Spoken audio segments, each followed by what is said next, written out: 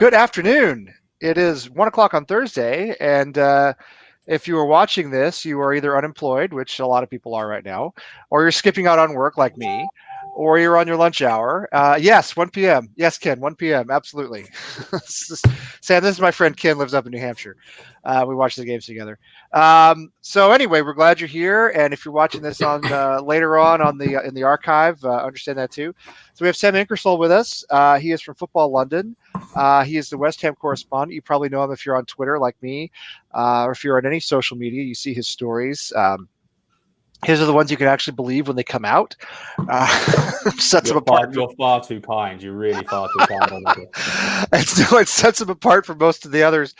So I have to, and of course we have Kostya with us from DC Irons in our nation's capital. As we mentioned last night, all American sports announcers are required to call Washington D.C. our nation's capital when they talk about any team down there, even the ones that play in Maryland. And we have Lucas, who is actually in Maryland, closer to Baltimore. What happened to your Brooks Robinson shirt, Lucas? You still got that in your house? It fell off, and I've been too lazy to put it back up. Understandable. It's cool though. I like it. So we'll start the way we always start, very briefly, because we need to pay the bills. If you guys would look at our website, AmericanHammers.net, there's a ton of stuff on there. We've got a shop on there with everything you can imagine. You can literally buy like a shower curtain with a logo on it from one of the shows. It's crazy, the stuff you can get. So I'm sure if you go to Tim's house, Tim, who started American Hammers Network, Tim's house is probably like full of this stuff. I'm looking to buy a house quite soon, actually. So that shower curtain might come in handy. There you go. Oh, you can get a framed print, an American Hammers Network print, that you could put in your house. I bought a flag. It hasn't arrived. My girlfriend will love it, I'm sure. Oh, well, listen, let me tell you, you can't see much of this room, but this is my home office, right? And it's our spare bedroom. And if you could see anywhere from this level down, it's just rising junk. You know what I mean? Because my wife stuck me in here to do all my work when I started working at home. And then she said, take all your sports garbage and put it on the wall behind you. So I've got, this is my room where I put all my stuff. So I got West Ham stuff and hockey stuff and football and whatever. But anyway, so yeah, take a look at our store. That'd be great. If you want to be on the show, let us know. You guys know this. But I want to jump into this because we have a lot of questions for Sam. That doesn't sound good. And I know all of us are curious. Now, I've mentioned this a billion times before on the show. I actually went to journalism school. Oh, really? Me too. Cool. You did? Yeah. Did you get a journalism degree? I was 2 classes away from double majoring in journalism, and my dad didn't want to pay for another semester. Oh, that sucks. I ended up minoring in journalism, but I was practically there. I can write a press release and those things. Where'd you go to school? Mass College of Liberal Arts. Used to be called up here. Yeah, it used to be called North Adams State. Yeah. Okay, I know where that is. It's out in Western Mass. That's out in the boonies. Yeah. Oh, yes, it is. Well, I don't recommend a journalism degree. I got mine in 1996 when nobody knew the internet was going to happen, basically. So anyway, but I was a reporter for IT magazines for a long time. Nothing anybody's ever heard of. But I wanted to talk to Sam because probably the first thing I want to ask is, now I'm curious as to what your background is, Sam. You write for Football London. And it's a fan-run site, is that right? No, but okay. That's how it described itself on the. That's how the website described it. We kind of write for the fans. It's kind of a more fan-orientated website. So we have specific club writers, like I'm a club writer for West Ham, and we have club writers for Arsenal, Spurs, Chelsea, as well. And we try and tap into what the fans want to read, rather than just rehashing a press release, for example, or something like that. It's trying to be more engaging. I believe would be probably the buzzword would be engaging. We try and engage with the fans more, as opposed to just this happened on this day and this person said this, which is what I hope I don't do. That's kind of more what Football London's about. And it is your actual job, right? I mean, it's what you do. It is. I'm ridiculously, I get paid to watch football for a living. So yeah, I mean, it is a dream job, and especially in the current times, I'm one of the very fortunate people that have been allowed into stadiums over the last couple of months. That's right. Well, actually, I'm curious about that. What's it? How much louder is it at London Stadium with nobody there? Yeah, the atmosphere is a lot better. Well, there's less booing. We know that. There is. Not on the TV though. I think it was a Norwich game. I think when we were beating 4-0, and they were saying that the BT Sport here were playing booing noises on the. They did it here too. NBC did it here too. Mad, absolutely mad. Yeah, I hate the fake crowd noise. Yeah, it's very different. Obviously, going from a stadium that's got 60,000 in it to 300, you're gonna notice it. But what it does for me as a journalist as well, it gives you can hear what David Moyes is saying to his players. You can hear what the players are saying to each other. You can get more of an idea of how they're communicating, what languages they communicate in. Some of them might communicate in different languages with one player, then it might be communicating in a different language with another. Really? Yeah. I've always wondered about that. So I'm always wondering how it works when you have a Frenchman and an Italian at center back, and then two English guys on either side of them. And what I just assumed everyone's speaking in English, but you're telling me that there's multiple languages out on the field. Yeah, there is. Obviously not from David Moyes, who's obviously just got his Scottish accent. He just shouts at people in that. Yeah, he's the one. He's the one who's hardest to understand, right? That's He had Snuppengrass. What I noticed from the restart, especially when you hear, is how vocal Angelo Ogbonna is. If you've ever watched an interview with him, he's one of the most softly spoken people you'll come across. But he does enough shout when he's playing. And he communicates in English and Italian and Spanish a little bit as well when he's shouting at Pablo Fornals, for example. So yeah, it is very diverse on there. Obviously, the majority of it is in English, of course, but it is certainly interesting to see how the players communicate. That's something that I found interesting, anyway. I do. I want to get back to that too. Before we get too far into it, though, there's just something I have to ask. A couple of things I have to ask. I know Kostya and I talked about this earlier. Mm-hmm. So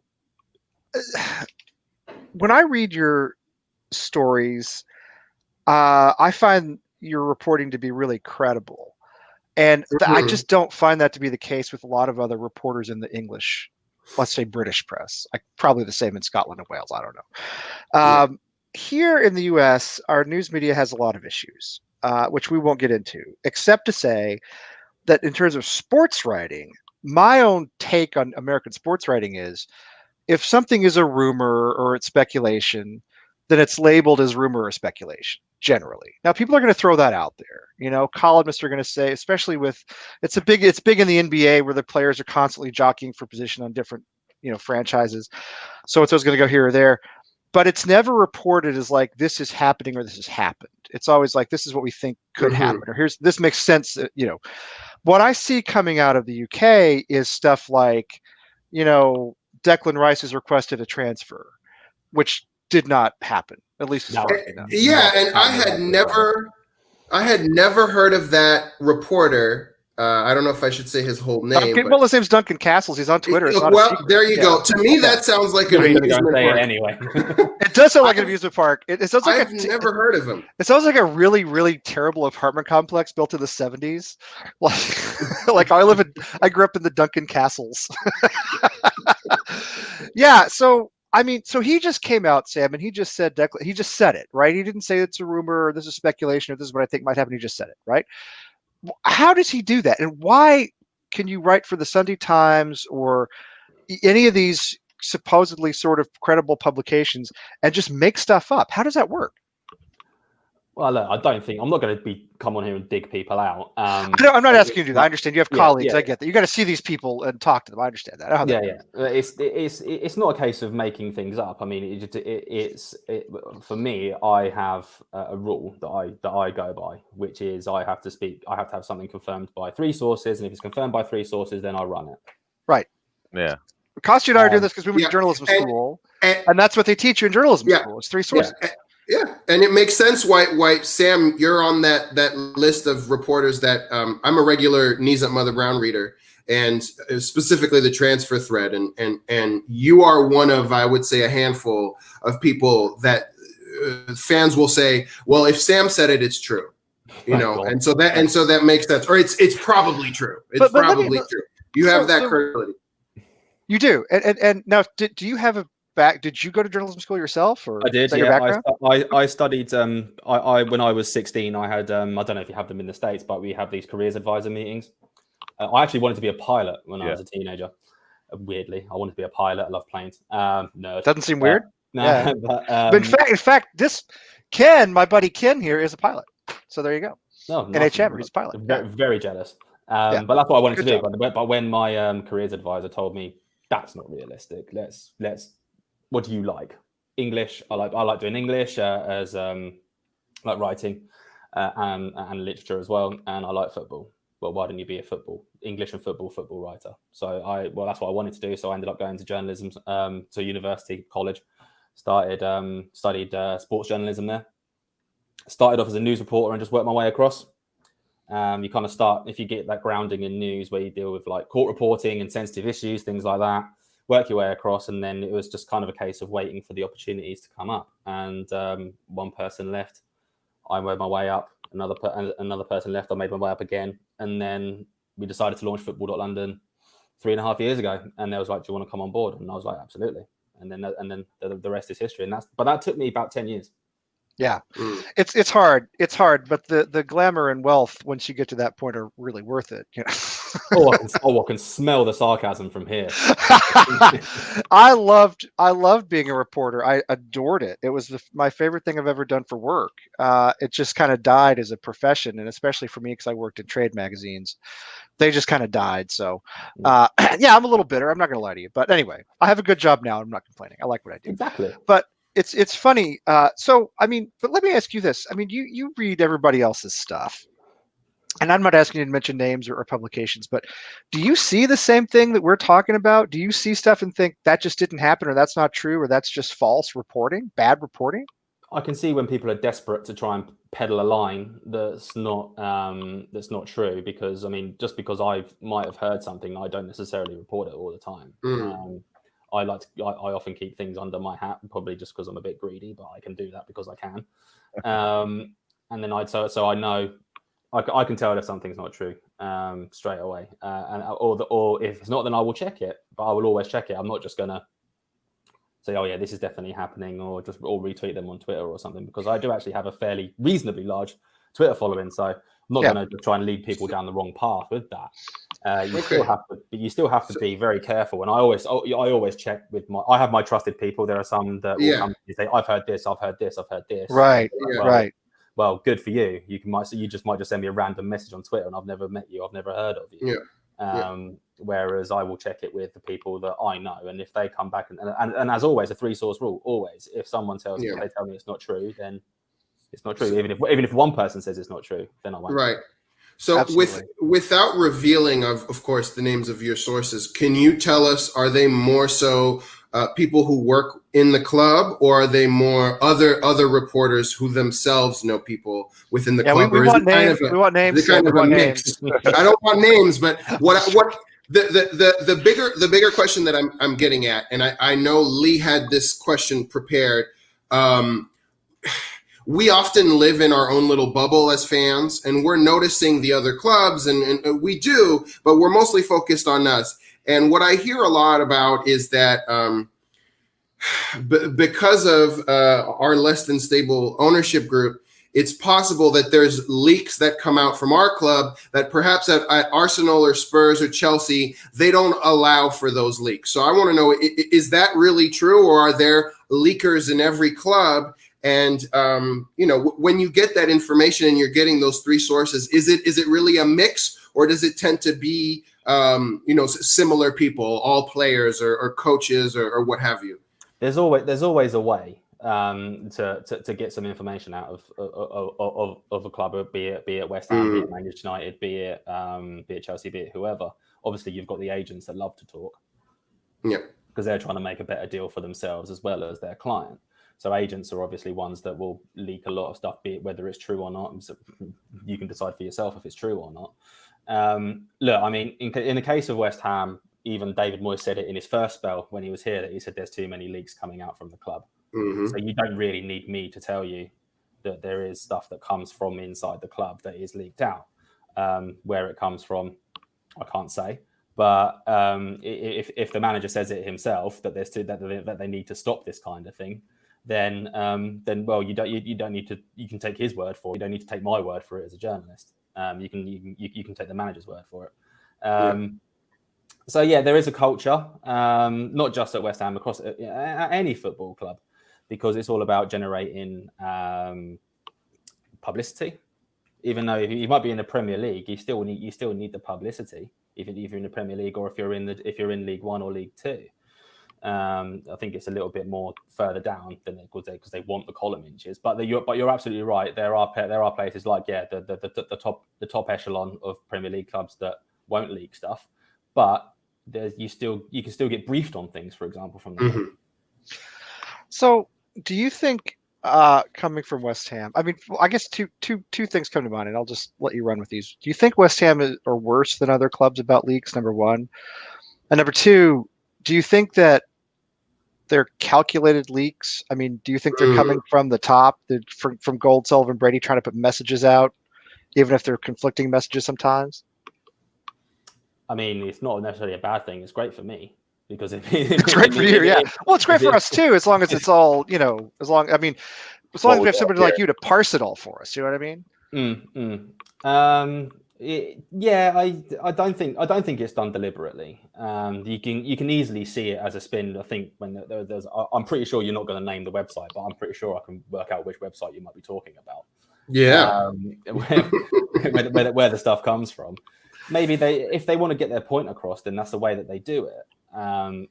Obviously, no, you're not going to agree with that. The fans are never going to agree with stuff coming out from the club. It's as simple as that. But if you're in such a delicate situation in that they're in, you kind of feel that they do need to actually get their point across. And if you can't get your point across, then everyone's just going to think down one line, like this has happened, or this is the view of it. This is it. Whereas it's like being in court. It's like you're guilty until you're proven innocent. Oh yeah. Instead of being the other way around, being innocent until proven guilty. So, but they've certainly reined it in from over the last couple of years. I mean, beforehand, some of the stuff that was coming out of the club was incredible. Yeah. But now it is a lot tighter now than it used to be. But it seems incredible that it's tighter now. There are leaks everywhere at every club. It is certainly not specific to West Ham at all. So, Sam, which of these two is more likely? Because when, without naming the site, when it comes out that we have no transfer budget, there's two theories to that. One is you're telling us now so that as supporters we're not disappointed when we do end up spending very little. And then the second theory is that you announce it so that you can make minimum low offers to clubs to start, because they'll have somehow heard from the website that we don't have a lot of money. And to me, both have a little bit of credibility, but also have a little far-fetchedness to them too. Are either of those even realistic or based on reality? I mean, that line about not having much transfer budget has been peddled plenty of times before. And then Manuel Pellegrini went and spent £200 million, and David Moyes spent 40 million in January. Yep.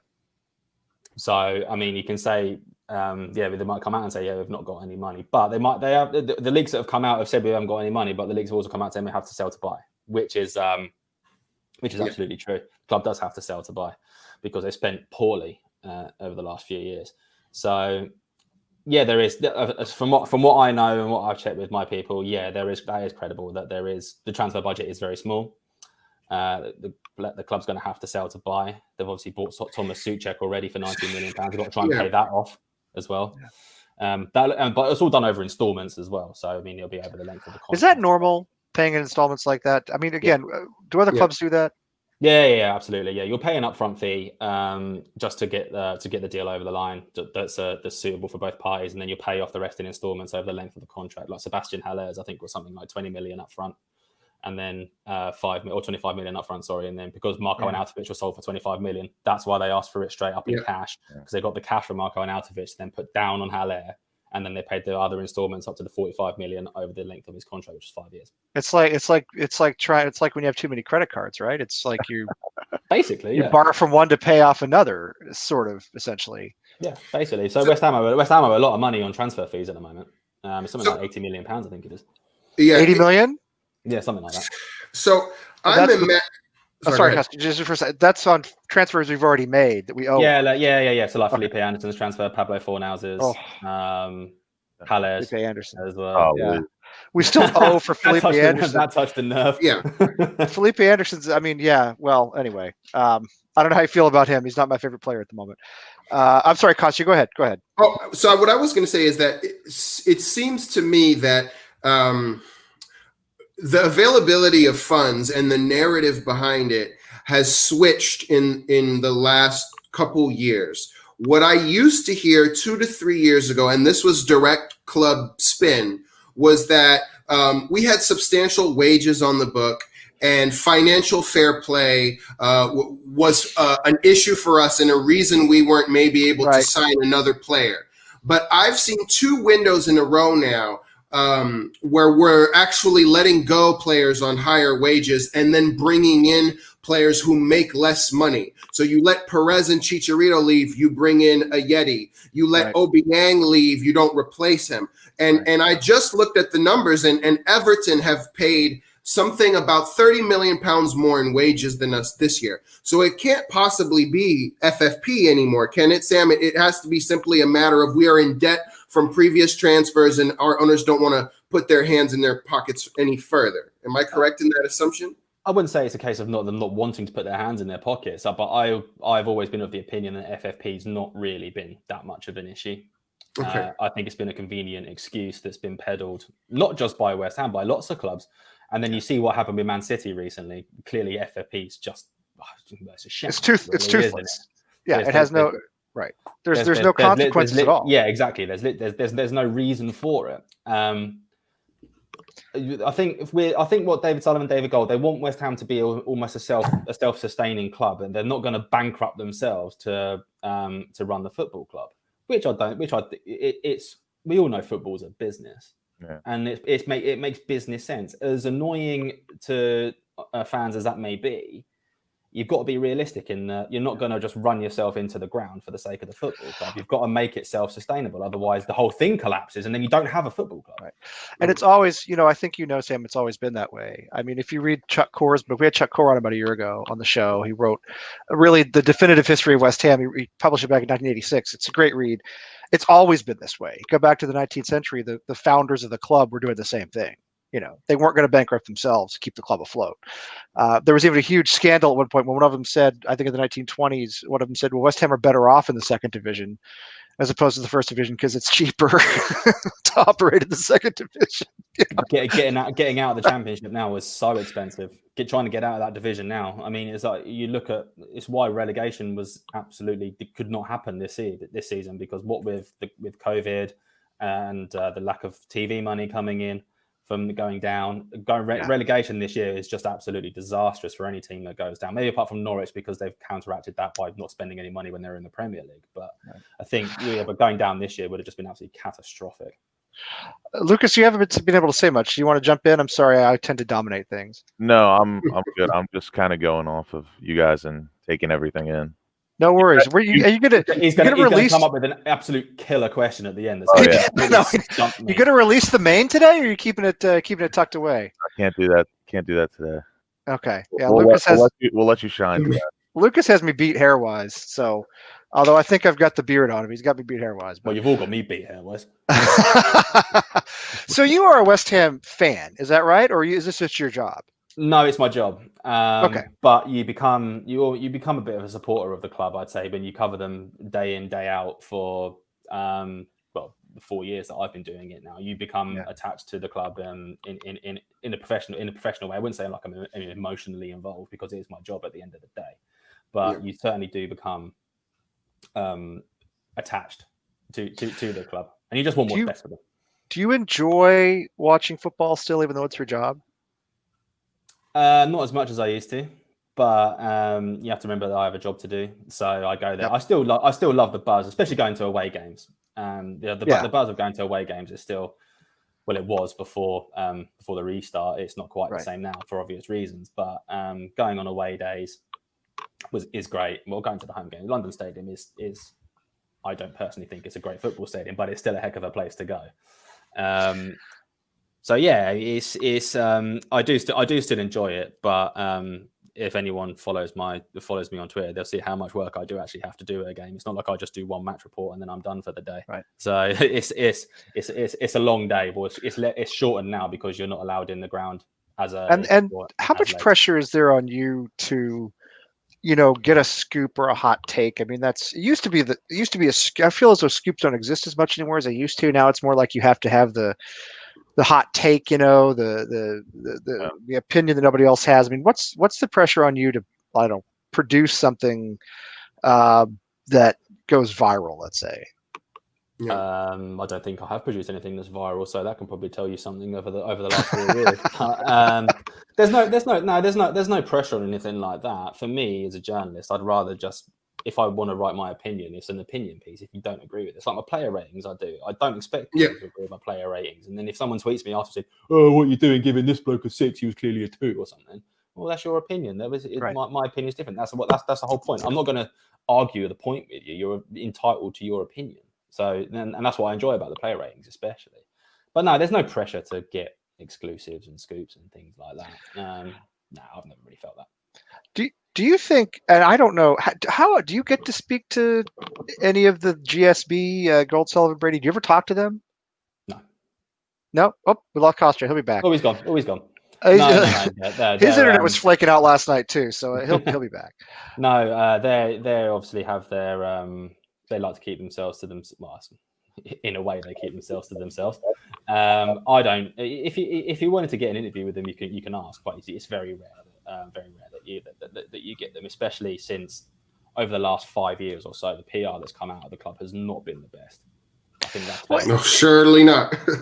Karen Brady writes that terrible column in the Sun, which still does. Yeah. It's just an embarrassment. It's just horrible. Yeah, horrible publication, horrible everything. I think the club have asked her to stop doing that many occasions, but she won't. But she's the CEO. She could do. I mean, unless David Sullivan fires her, right? Sacks her, Sullivan could ask her to stop and she would stop. So clearly he's an enabler because he's her boss, right? So someone at the club asking her to stop isn't the same thing as her boss asking her to stop. So I don't know. I don't know how that conversation's gone, but it's not working. He loves publicity. We know that. He doesn't always get good, but he loves to promote himself. I mean, look at his background. He doesn't have a lot of shame. He's not a quiet sort of, business-like owner. This is a guy who made a lot of his money producing pornography, and that's kind of a business where, you promote yourself, right? In a pretty blatant way. But do you think that, Sam, that the protests and all the, just the general kind of toxic atmosphere around the club, which, by the way, I mean, I personally support the protests. I'm not complaining about that at all. Do you think they're getting to the owners at all, or do they just not care? Does it not matter to them at all? Do you have any sense for that? I think they were getting to them, and we also saw with the season ticket renewals that came out a couple of days back that the uproar from that and the climb. Well, they say it was an option 3, but it was quite clearly a climb down into the. Oh, of course, they had to backpedal. Yeah. From what the reaction was on social media. So I think that the protests were having an effect. Obviously, they're not at the moment because they're not happening. So there's no chance of keeping the pressure up on them. But I mean, probably disappointing to many people. I just can't see them going any time soon. Simply not most just down to, I think it's something like 3 more years they can stay there until they have to pay tax on. I forget the semantics around it. But, I think it's 2023. Yeah, is that what you've heard? Okay. Yeah. So I heard conflicting dates, but 2023. I think it's 2023. Yeah. And they've never really indicated that they want to sell anyway. Even after the first protest in 2018, when your man came on the pitch with the flag. We've had him on the show, Paul Coleman. Yep. Yeah. We had him about a year ago. Yeah, our most viewed video ever, by the way. That doesn't surprise me. Long shot, actually, like 3 times as much as anything else. Yeah, but even after that, there was never really any hint of them wanting to go then. And you see go on. Yeah. So the what's interesting is we've had two sets of protests, and I really support how it's being run now. Hammers United. It's almost like a vigil. Everyone's together. It's not super rowdy. It's almost like sorrowful and a little bit like we don't have our home ground. And I think Paul Colburn has done an incredible job of running it. Previous to that, it was Real West Ham Fans Action Group.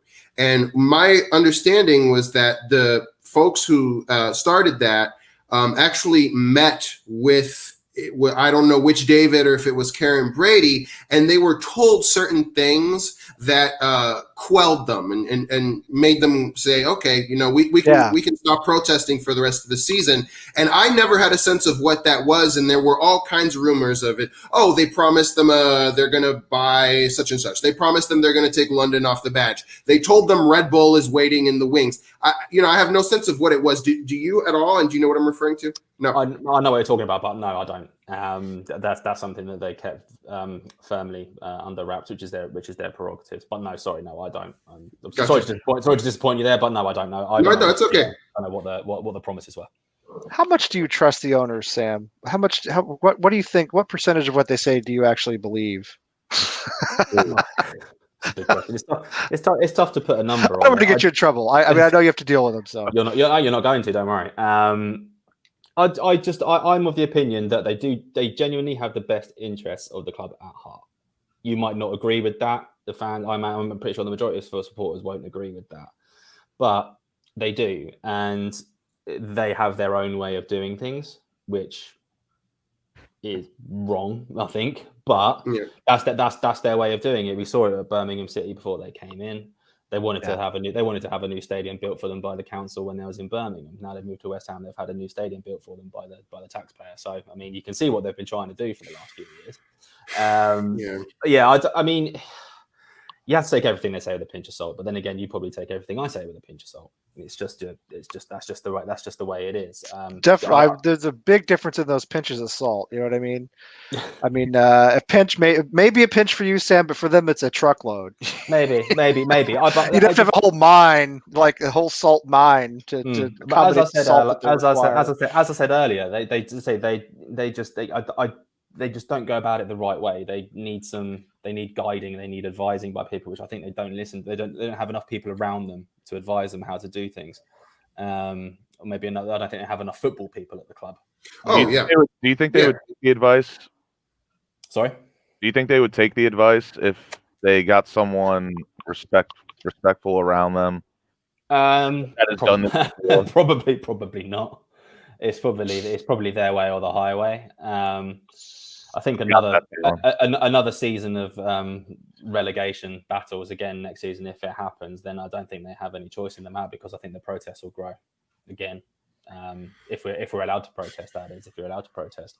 So it's going to reach a nadir at some point, I think, where they are going to have to start getting more, even like ex-players, getting more football people in, rather than just putting them front and center for a club. I mean, what can they do aside from plow money into the club, which they've kind of done not very successfully, and they probably can't do right now? Yeah, they have done, but they've just done it really poorly. There's a whole list of things they haven't done that they promised, and it's that's right. They you go back. We've seen the articles posted on Twitter. David Gold, David Sullivan say we can play from 2015. We'll be we can play Champions League football in 5 years. It wasn't a promise, but it was you don't come out and say that without knowing what you're doing.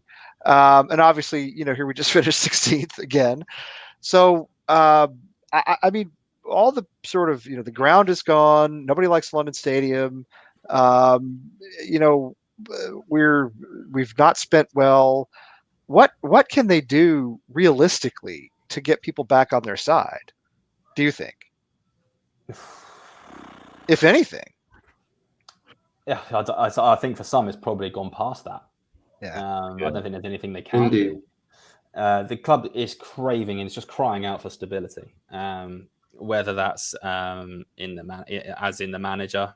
They've been before. They were reluctant to sack managers, weren't they? But there's been a high turnover in the last few years since the move to London Stadium, really. So they need to like with David Moyes the last time around, he kept them up and they ditched him for a flamboyant, pricey, expensive foreign signing and Manuel Pellegrini, and look how well that went. Then they had to come back to David Moyes with their tails between their legs and say, can you help us out again? Which he has. So he now needs to be given a chance. That you might not like his style of football. You might be, well, that's pretty much it. You probably don't like his style of football. It can be quite attritional. But I think he needs to be given a chance. I mean, you give him this season, unless it gets really bad, then you might consider changing. But the club just needs stability. And I think they do need to stop coming out with these promises that they did before, because that really hasn't helped them. And that's always going to be a stigma attached to the club, the world-class stadium, the world-class team for a world-class stadium, from Karen Brady, for example. That's just going to stick with her for the rest of her career, probably. So, I think they just need to be a bit more sensible about things and stop being so kamikaze with things like giving Manuel Pellegrini a £200 million war chest, and he ended up getting Roberto in on a free. How much? Yeah, That's we don't really mention that name. Although apparently he's going to Atletico, so his deal with the devil is very much still intact. Apparently, he's got a brilliant agent. Yeah, his agent is a freaking Jedi. Whoever his agent is, I want to hire that guy to run every. This is the life. Goalkeeper you're looking for. Right, I want that guy to make every decision I have to make in life. So here in the U.S., I have always found that we love nothing more than a sincere apology. Some real scoundrels have been able to come out and if they make it sound sincere enough, right? You can't just say, if I offended somebody, I apologize. If you're able to really lay yourself out, you can kind of have some redemption. Do you think it would work for them just to say, you know what, one, would they do it? And two, if they did it, would it work if they said, you know what, we got ahead of ourselves, made a lot of promises we couldn't keep, and we're sorry? Sorry, can you just say that again? I missed the start of your question. Now I don't know. I just was wondering if I was saying in the U.S. we love when people make like a sincere sounding apology and they sort of ask for redemption. And this is a big, this happens kind of a lot. Do you think that the owners would do that? And if they did, do you think it would help if they just came out and said, "Okay, we messed up. We're going to try to be better"? I think it would. I think it would help, probably in terms of in terms of PR and in the way that they're perceived, probably outside of the West Ham fans. I think that would help them. I think, as I said before, I think they're too far gone now. They're too far into it to try and, like yourselves, for example. I think you won't be happy until they're gone. I think that's a lot. That's the opinion of the vast majority. I think so. Yeah, they can come out and say, we're sorry, blah, blah, blah, with their tails between their legs. But they've technically already done that when they reappointed David Moyes. That's true. Their actions spoke louder. We like one apology. We like one apology, but when there's been countless things going on, it does drag out. So you can't apologize 19 times and expect 19 forgivenesses. Right. Keep getting forgiven over and over. Yeah. I have a transfer specific question for you, Sam, that relates directly to your most recent tweet. In the States, this is one of the things that I don't think I have a total grasp on, because I've been a Premier League fan for 20 years, since I was a little boy, but I am American raised. And what is very prevalent in all of our sports here that is not in at all, really, in the Premier League or any European football league. In America, we have a lot of trades, right? We have superstars being traded for each other. Yep. And it's very, very rare in the Prem. And the first one I think of was Ashley Cole, and who was that other fullback? Chelsea and Arsenal. William Gallas. There you are. And that's the last one I could think of, and that's got to be a decade ago. And so when Alexis Sanchez and Henry Mkhitaryan a couple of years ago as well. Oh, that was the big one.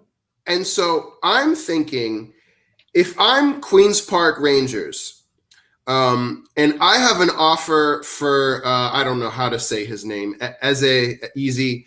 Easy E. I just call him Easy E. Okay, and let's say I have a £20 million offer from Crystal Palace for him, but then West Ham comes along and says, "Well, we want him, but we also want Ryan Manning."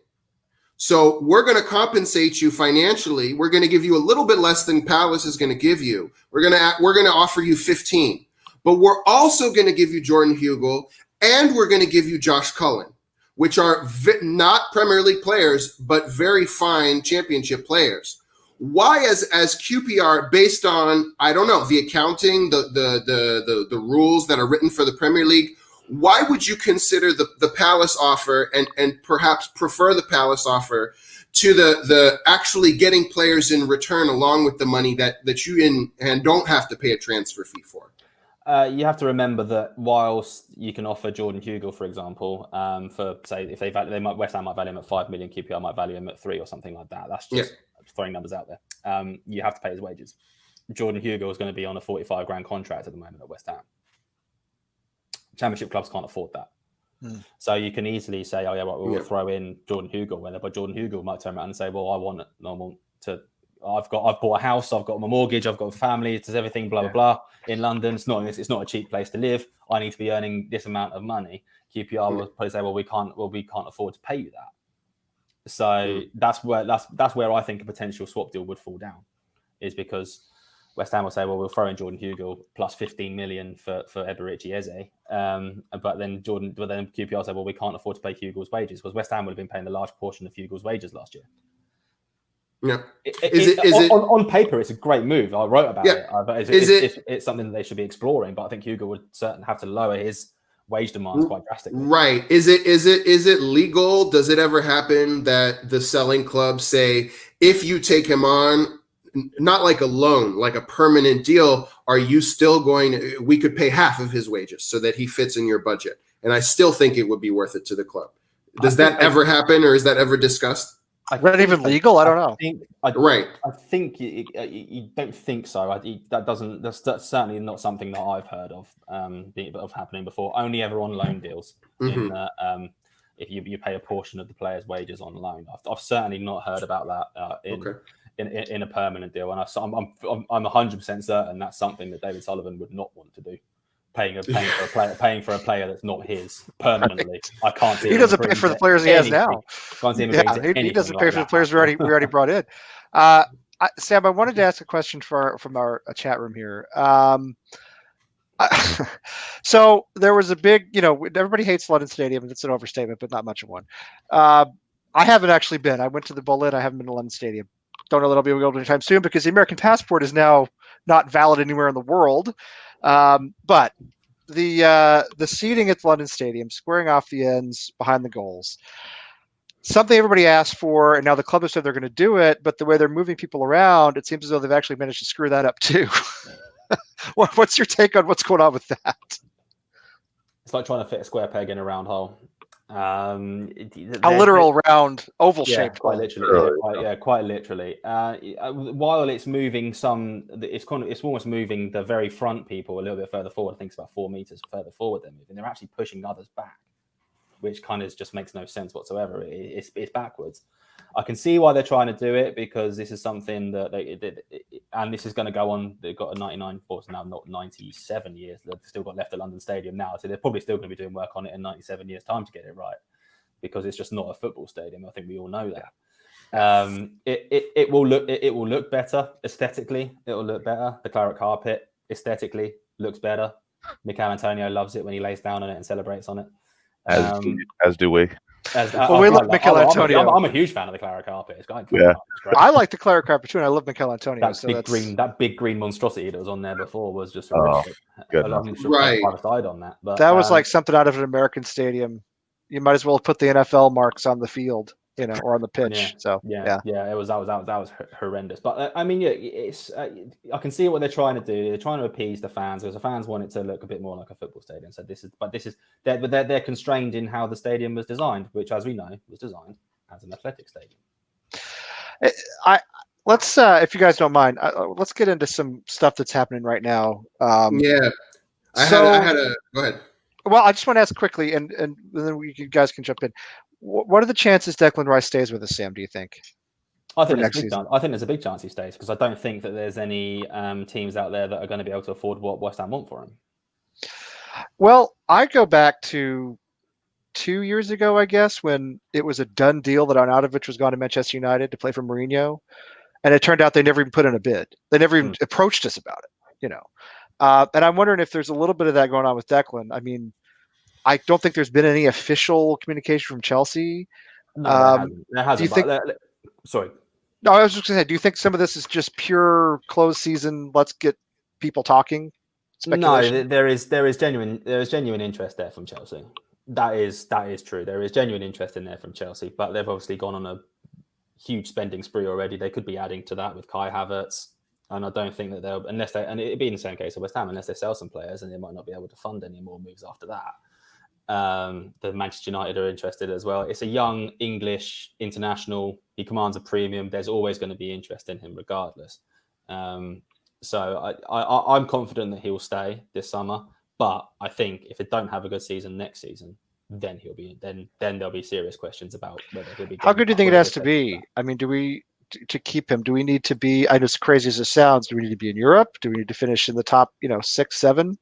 Well, I think that's a little bit. I love your optimism. I mean, I'm not saying it's realistic. I mean, it's obviously unrealistic because I think we'll be struggling again. I imagine Rice as a player will want to see progress. Yeah. He won't want to be in another relegation battle again and going to the penultimate game of the season and with not knowing if he's going to be a Premier League player or a Championship player. Not ideal. So yeah. I think he'll want to see some sort of signs of progress, whether that's finishing. I mean, that'll probably be finishing like somewhere 11th, 12th. Is that progress? No, I mean, technically it's not. That's still poor for a club of West Ham stature. But considering where it's been for 3 of the last 4 years, I think that's kind of the thing that he'll want to see. It's a tough one because there will come a point where he's got to think about himself. As much as he loves West Ham and as much as David Moyes gave him the captain's armband in Mark Noble's absence, he's now officially the vice captain, essentially. I think there is going to come a time where they do really have to start showing some signs of progress somewhere, otherwise he will be gone. Do you think, does he love West Ham? He seems to.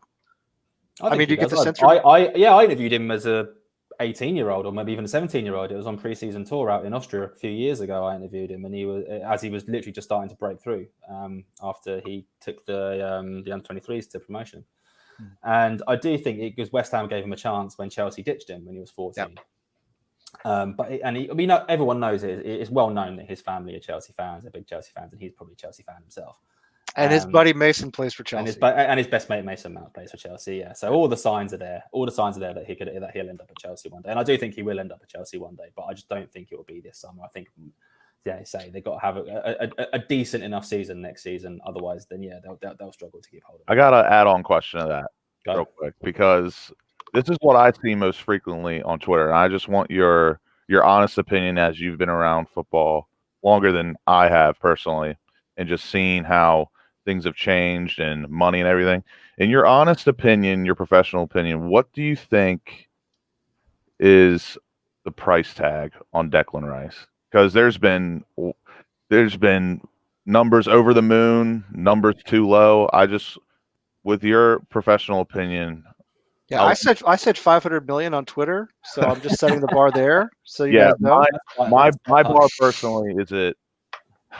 I mean, it's even hard to say, but if we sold him for anything less than 100, I'd be very upset. As well as would I. Yep. I think you're probably not far wrong.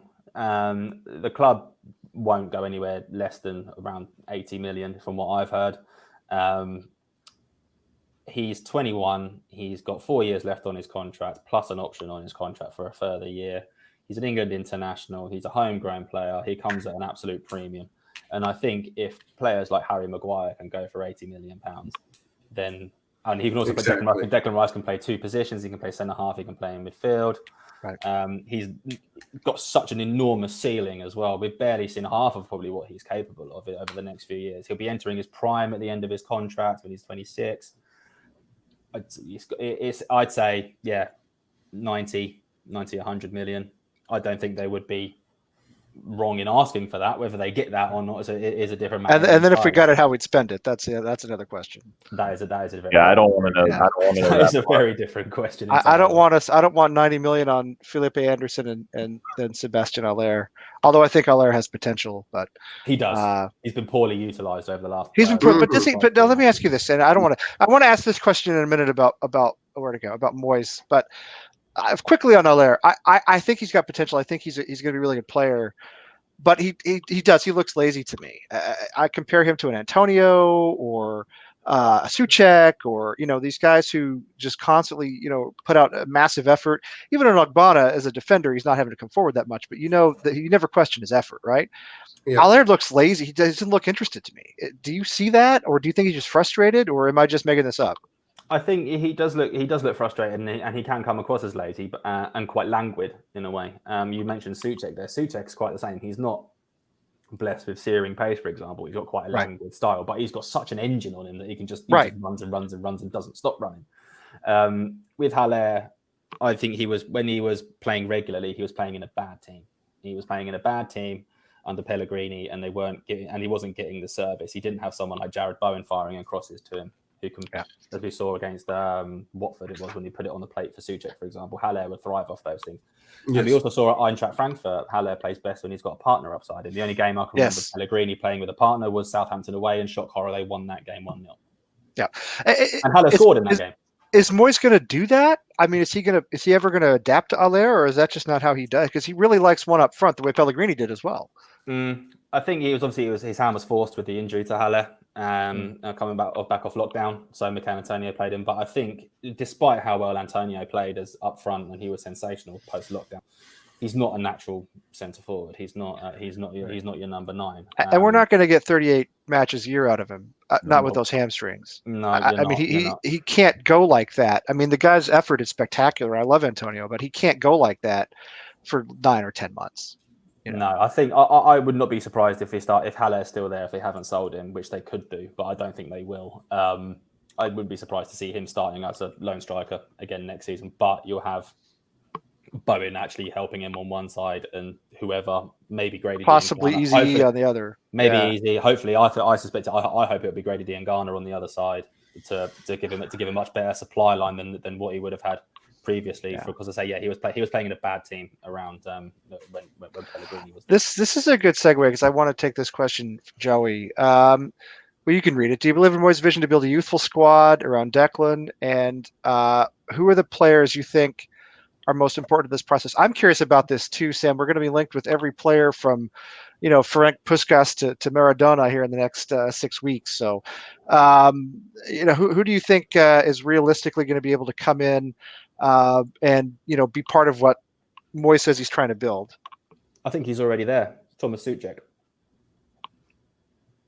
Is there? I agree with you totally. I think he's already there. The West Ham been crying out for a box-to-box midfielder that had an engine on them, that could score, that can actually defend as well, and that can help Declan Rice out. I think that they've been crying out for that for years. Ever since Declan broke through into the team, and I think now that they've signed Souček on the permanent deal, is probably the best bit of business they'll do this summer. Who do you think our realistic targets are at fullback? Because and surely we have to invest there, right? We God bless Aaron Cresswell. I've always liked him, but he had a rough season. Everybody knows that, and I don't think he'll be let back into London Stadium. Quick comparison: Aaron Cresswell to me right now is like Chris Davis of the Orioles. I like the guy, but goodness gracious, he stinks. He's getting to the he was never this great a player, but he's getting to the Willie Mays with the Mets stage of his career. You know what I mean? He was never the Willie Mays of football, but I'm saying, he's a really good player who, he's like, these are all American examples. I'm sorry, but he's Tony Dorsett with the Broncos. You know what I mean? He's Emmitt Smith with Smith with the Cardinals. He's like, it's like I had to throw that in there real quick. No, you're totally right. Chris Davis, a good example. Better than anything I've come up with. So I don't know, Sam, do you know of fullback targets? I mean, that's got to be a priority, doesn't it? To me, it's the first priority. Fullback is one of the big target areas that he's going for this season. You mentioned one earlier, Ryan Manning of QPR is looked at. There's Anthony Robinson of Wigan Athletic as well. American, the American guy. So he's another. Gonzalo Montiel of River Plate has been watched. More last season, he was watched. So yeah, but I do think Moyes also does like Ben Johnson.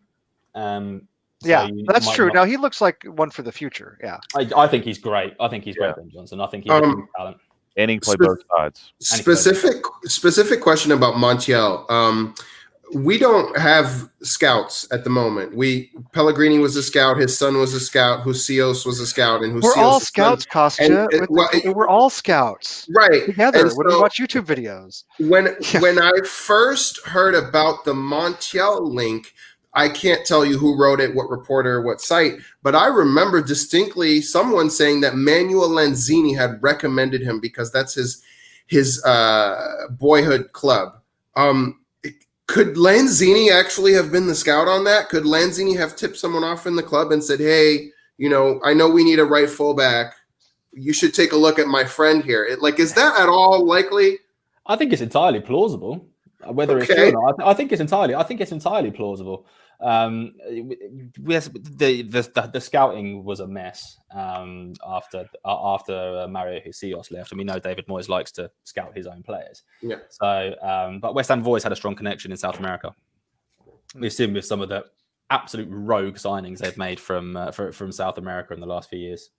Yes. Jonathan Clare. Tevez and Mascherano. But unfortunately, Mascherano wasn't good enough to get into the team. He was no Hayden Mullins. He was no Hayden Mullins.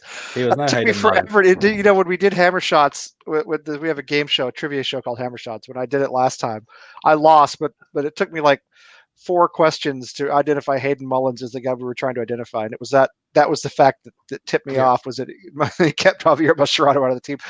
I want to ask too. This is a good question from Rusty, and we don't want to keep you too much longer, Sam. But while we're here, so for England, and maybe just for his career in general, where do you think Rice is better off? Midfielder at West Ham or center back for Chelsea? Midfielder at West Ham. Any reason, or just?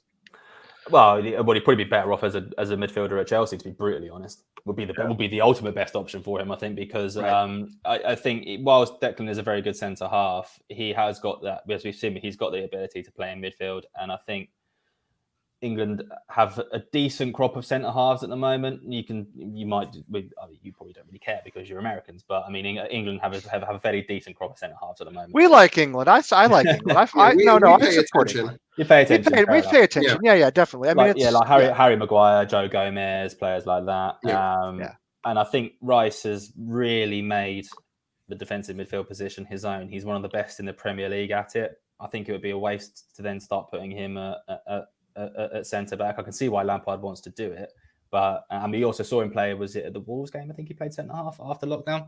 Mm-hmm. Yeah, because Moyes didn't trust Valbuena. Yeah, exactly. Yeah. So I think obviously the best for Rice, I imagine, going forward will be defensive midfielder at Chelsea. But obviously I'd much prefer to see him play as a defensive midfielder at West Ham. Yeah. Yeah, I have a question that's really burning, and then after that, I don't have as much. But we kind of referred to this earlier, and to me, I keep dreaming about this, literally, and this is what keeps me going in life, and that is that Trip Smith owns 10% of the club. And at first it was conjecture, hearsay, rumors. Oh, Trip Smith bought. Why would he do that? Oh, he's been connected to other consortiums buying other sports franchises in the past. And it was kind of like really speculation. And then recently in the last few months, sources that are considered reliable, leaked several of them actually, and others confirmed this possibility that he flew to the Middle East, and I've heard that there's a maybe Qatari, maybe Arab consortium interested, and they would build us a new stadium, and they'd keep London Stadium, and then that there's an American consortium as well, and they're both interested, and Sullivan and Gold are kind of waiting for a higher offer for 2023 or something like that. Could you kill my dream now, please? Go ahead, because it looks like you're about to. Happily, nothing at the moment. I mean, while Trip Smith has got 10%, that doesn't exactly give him an enormous say in proceedings. I think I imagine he's probably in it just to make a few. With that room, he probably doesn't get a word off. No, exactly. Look, it's as you say, you've been dreaming of it. Lots of West Ham fans have been dreaming of it, but it's just not going to happen. I'm sorry, it's just not. Okay. It's at least until 2023, and then after that, who knows? Well, I wouldn't be surprised if Jack Sullivan, his son, has taken over the running of the women's team. And he's done okay, hasn't he? I mean, you can see what the plan is here. Yeah, you can see what the plan is here. There's a plan of succession. But the thing about Jack Sullivan is, I mean, we like the women's team, right? We have a women's show that we do regularly. We follow the women's team. We like the women's team. So he's done a very good job with them. To be fair. I think he's done a good job, and I'm wondering, could he be? He has to be an improvement, right, for his dad if he does take over. Maybe. He's obviously quite young still. Whether you're going to want to hand over the reins to someone so young with such a lot of money and that is so prestigious, maybe not. But I think that's the plan going forward, and that's why I don't see Sullivan going anywhere even past 2023, unless someone comes in and blows him out of the water, says we'll give you £1 billion for West Ham, and then you might get something out of it. But I can't. I just can't see it. I just can't see it as much. As much as that disappoints you all, I'm sure, but I just can't.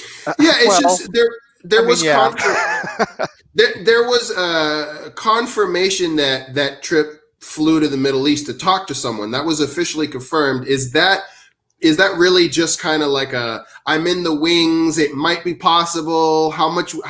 If this was possible, how much would you be willing to pay? Very kind of opening and kind of brainstorming, and there's nothing official to it. And is he a rogue? Is he a rogue? Is he doing that without really permission? Or I wouldn't say he's a rogue because he owns part of the club, but he might have been just looking for people to invest, just as generally speaking, just to come on board. I imagine, not to take over the club.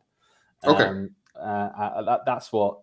When you say it was confirmed, who confirmed it? Because I don't recall seeing it. The former West Ham worker. Oh right, okay. Okay. I know it. No, that's fair enough. But I didn't see. I didn't see that. I'll be. If it was maybe to try and attract new investors to come to the club, I wouldn't be surprised if Tripp Smith was delegated to do that, because that's kind of what he does, isn't it? Isn't he? Is he in hedge funds? Am I right in that? I believe so. Yeah. He's in hedge funds and he looks for investments and things like that. So it wouldn't be a surprise. But was it part of a takeover? No. Do you think of X as a competitor? Not at all. No? He knows more than I do. Is that okay with you? I mean, I don't know how it works. Oh, that's great. Yeah. Absolutely. No, absolutely. We're not competition at all. We talk on Twitter DMs all the time. I don't know who he is. I've not met the guy, nor do you. But I don't know who he is either. We talk all the time. He's absolutely not a competitor to me. We're in two. I think we know people who have met him.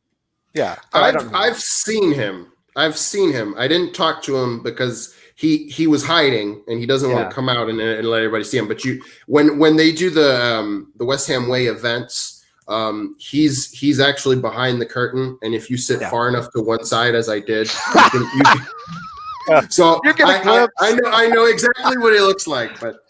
I won't go any further than that.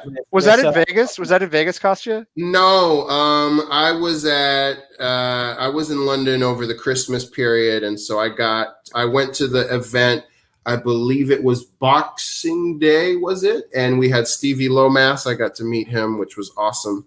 And so you could tell it was him, and because he spoke, but kind of like Wizard of Oz a little bit. Absolutely not competitive. I speak to him quite regularly. We get on really well. Great. We share things with each other, and he's absolutely not competitive. Does he confirm stuff for you? Will he confirm things for you, or like feed stuff to you, or how does it work? No, he doesn't feed stuff to me, because that's for him, and that's his stock and trade. He puts it on Twitter. He keeps that to himself, which is his absolute prerogative. We're certainly not competitors. No animosity towards him whatsoever. We actually get on quite well. So and he's a really nice guy to talk to. Interesting. Let's do one or two very quick things, and then we'll go, because I am technically working right now. I work at home. It doesn't really matter. I'm here all the time. Yeah, it's about time I had a beer at some point, actually. I think. Yeah, I was gonna say it's getting to be happy hour over where you are. What do you think it's going to cost for a defender? I mean, I don't know if we're talking about like a Matty Cash or any of these. I'm thinking more fullbacks, but I guess there's center backs in the mix too. What's the sort of going rate, do you think? And can we actually pay it? Well, I think the going rate for Matty Cash back in January, wasn't it? For something like £17 million. It's not going to be that much, that's for sure. January, you pay a premium in January anyway for players, right? Because they don't want to lose them. I think really not surprised to see them try and take advantage of Wigan's plight with Anthony Robertson, for example. I think you could probably get him at a very cheap price. They're looking at maybe you probably get him for a couple of £1 million because Wigan really need the money because they've obviously plunged into administration. So that doesn't surprise me. QPR the same again. Obviously, Eze is going to cost a lot of money because he's their prized asset. Manning, I don't know how much he's worth. I wouldn't be. It's Championship fullback. I wouldn't want to be paying more than £5 million for something for a Championship fullback that's unproven at Premier League level. So when you say, the question was how much would you pay for a defender? It depends how much money you've got, but I don't think that they're not going to break the bank. If they're going to break the bank, if they make a big sale on Felipe Anderson, for example, if they want to get rid of him, that's going to go on an attacker. I think it won't be going on a fullback. Yeah, typical. Yeah, and as for this, as for this question, the guy who owned the Seahawks died, Paul Allen. I don't know who owns the Seahawks now. Was he the guy who was in Microsoft? Yes, he was the guy in Microsoft. He was one of the founders of Microsoft. He owned the Seattle Seahawks. He's very successful. The team has been very successful, but he died 3 or 4 years ago, and I actually don't know what the ownership is now. Pete Carroll, that's another discussion altogether. That's a different sport. We'll talk about some other time. I've never been a big fan of Pete Carroll, but anyway, that's not for today. Yeah. No. So before we go, what are you working on now, Sam? What are you gonna? I mean, other than just a billion transfer rumors, you have anything coming out for us soon, story wise? An exclusive? No. It really is. It is transfers at the moment because this is. I obviously work in the digital landscape. Oh God, I sounded terrible when I said that. But it's the information superhighway. Exactly. HTTP. It is transfers really at the moment. But then again, pre-season starts in 3 weeks. Oh, when does it start? It starts 3 weeks from now. 3 weeks from. Oh, that's right. Yeah, middle of next month. They'll be back in pre-season training then, and I do believe they are going on a pre-season. They're going to be going on some sort of pre-season tour, but we don't know where. Yeah, obviously it'll all be behind closed doors as well. But I think they won't be in the United States. I can tell you that. It won't be here. Nobody's coming here. We're not allowed to leave, and nobody's coming here. Now we're completely trapped now. Yeah, it's getting worse and worse here, unfortunately. Yeah, unfortunately, my Twitter feed is just going to be full of transfer stories for the next few weeks, I'm afraid. But in my business, is obviously we're targeted on hits and numbers and things like that. So you've got to try and. But obviously, I'm not making stuff up. It's just. I have a prediction question for you. When Sam Allardyce was manager, he didn't know Modibo Maiga was signing until he showed up to training. Do you expect any signings that Moyes doesn't know about to show up to training? The old Sullivan special. Like Sead Haksabanovic Slaven Bilic didn't know about him until he turned up for training as well. Okay, great. Right. Yeah. Nice to meet you.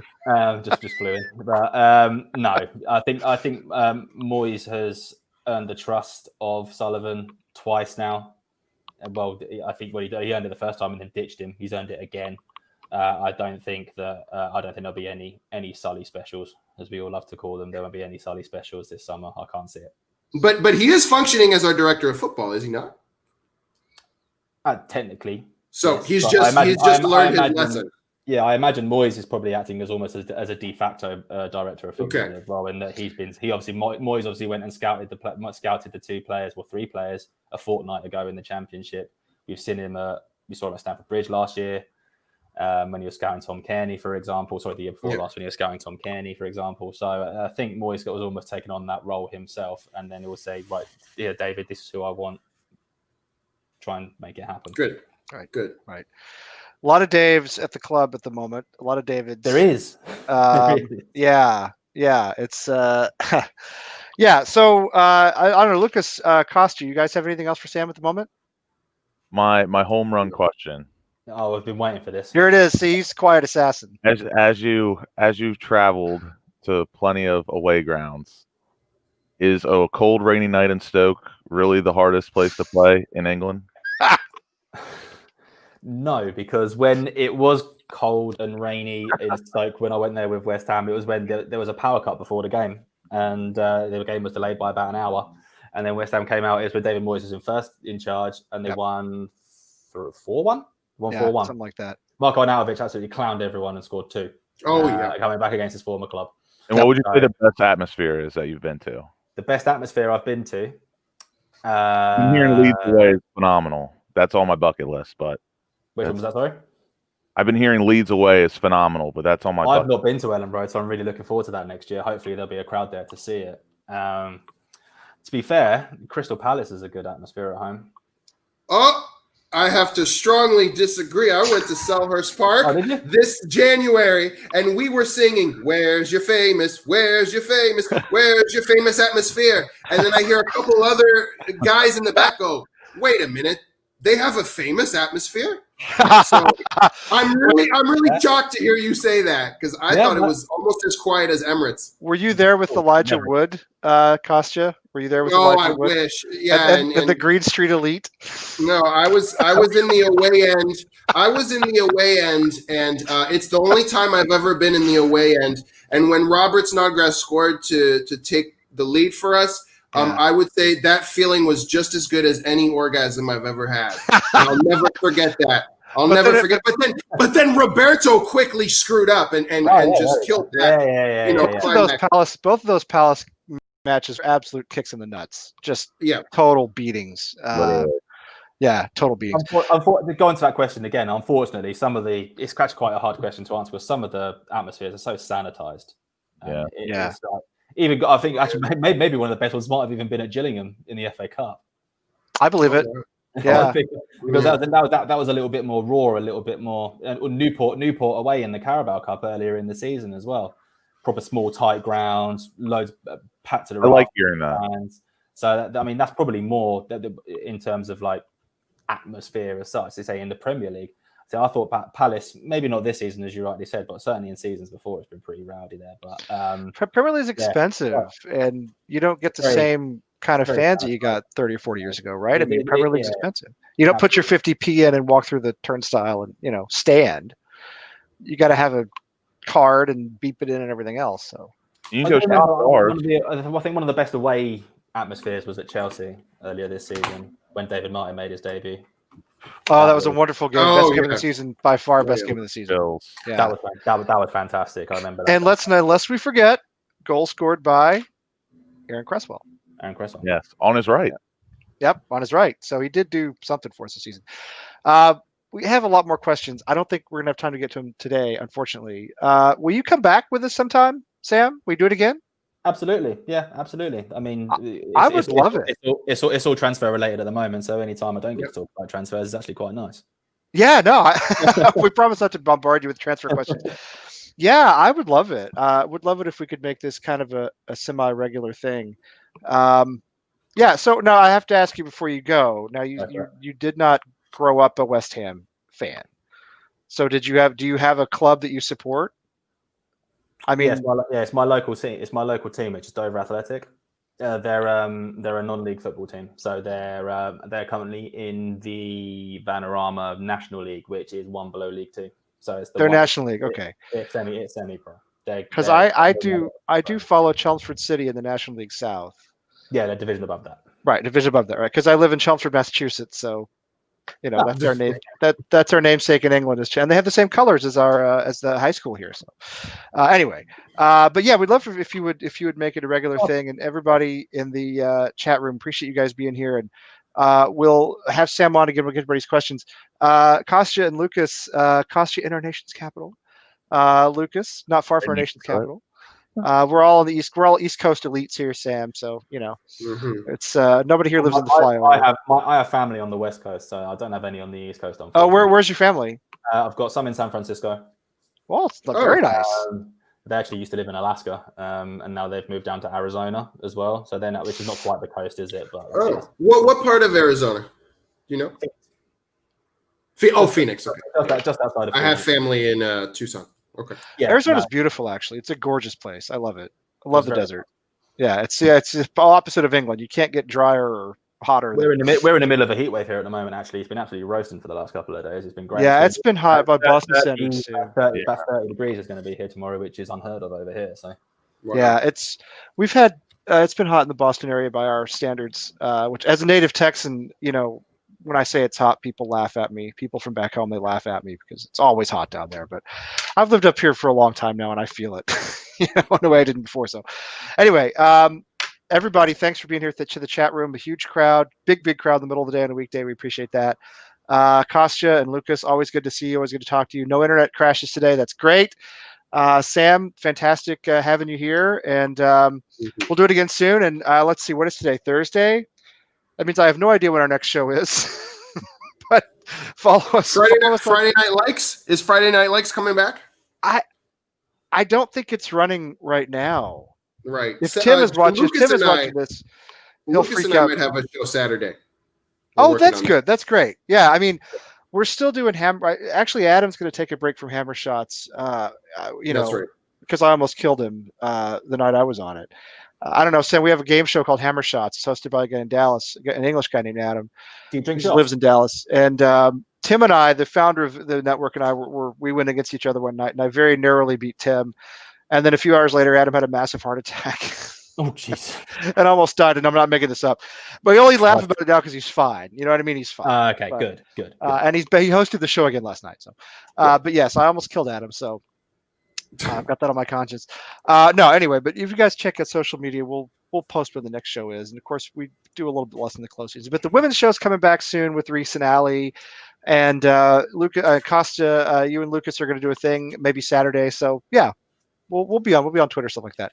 In the meantime, great weekend, everybody, and come on, you Irons. Thank you, Sam. You're welcome. Thanks for having me, guys. Hang with us for a second, Sam. Hang with us. Yeah, no worries. Yeah.